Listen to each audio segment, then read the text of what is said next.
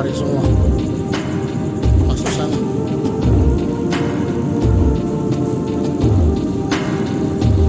Ya Allah, Hasbunallah wa ni'mal wakil.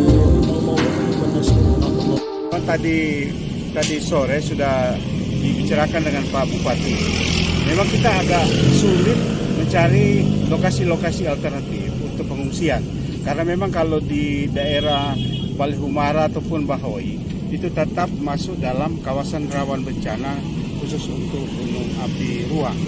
Memang saat ini kita tetap mengarahkan supaya masyarakat yang bermukim terutama di pinggiran pantai ini segera mengevakuasi diri masing-masing supaya ketika memang itu ada ancaman khusus untuk tsunami, ini kita semua dapat terhindari.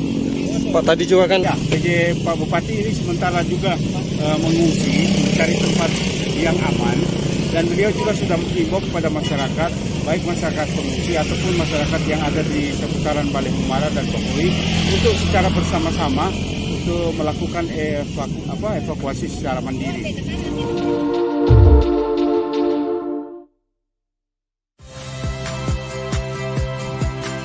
Saya Ihsan Sitorus. Saksikan program-program Kompas TV melalui siaran digital, pay TV, dan media streaming lainnya. Kompas TV, independen, terpercaya.